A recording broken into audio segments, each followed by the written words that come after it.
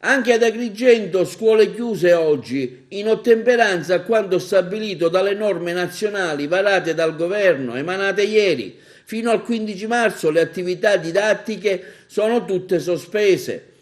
Per il capo del governo Conte il fermo è necessario per rallentare la diffusione del virus e per non mandare in tilt il servizio nazionale e ottemperare alle indicazioni che arrivano dall'Istituto Superiore della Sanità. Il ministro alla Sanità, la siciliana Lucia Assolina, afferma che la decisione di chiudere le scuole è stata una scelta d'impatto, ma spero, afferma il ministro, che gli alunni tornino al più presto a scuola.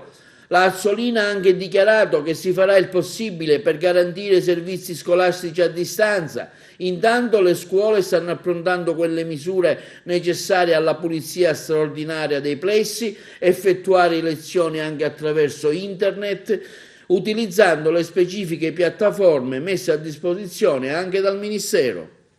Siamo con il dirigente scolastico dell'Anna Frank, il professore Russo. Ecco, oggi i suoi plessi, lei gestisce ben 11 plessi, sono praticamente vuoti. È arrivata la notizia dal Ministero per cui voi dovete adeguarvi. Ecco, come si vivono questi momenti, Presi? Ci siamo ovviamente adoperati per dare seguito alle disposizioni nazionali. Non è un problema che riguarda solo l'Anna Frank, è un problema che riguarda tutta l'Italia, come capite bene. E proprio stamattina già con alcuni docenti ci siamo incontrati per capire se riusciamo ad attivarci con forme di didattica a distanza per accompagnare questi nostri alunni anche durante questi giorni con delle attività che li impegnino e consentano di continuare e consolidare gli apprendimenti che sono stati promossi nelle varie classi.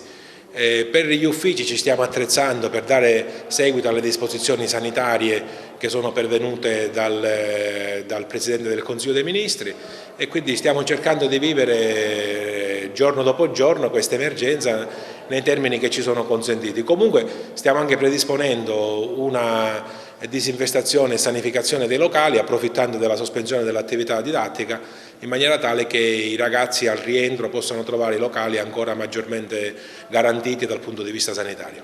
Voi avete 11 plessi, avete già approntato un calendario sugli interventi da fare, no?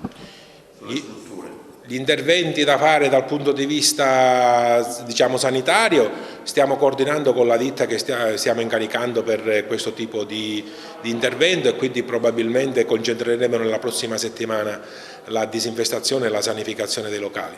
Per quanto riguarda la didattica a distanza stiamo cercando di organizzare con i docenti tra oggi e domani gli interventi possibili e daremo notizie anche tramite i social network agli studenti e alle famiglie sulle opportunità che saranno offerte per consentire di continuare l'esperienza di apprendimento. Quindi con i computer praticamente, fare lavoro a casa a distanza utilizzando, diciamo, i mezzi che, insomma, alternativi, quali il computer, queste cose. Ci sono diverse opportunità, noi abbiamo già il registro elettronico che consente l'accesso con le credenziali ai genitori per poter anche scaricare dei materiali che gli insegnanti possono sistemare sul registro elettronico, lo possono caricare sul registro elettronico per farli poi visionare agli alunni.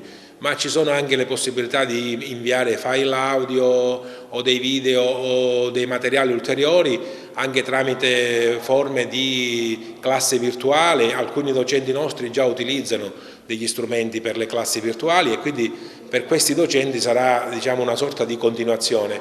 Altri ne potranno approfittare dell'occasione per cimentarsi anche loro, per far sì che la didattica a distanza sia una realtà, insomma, più vicina a noi.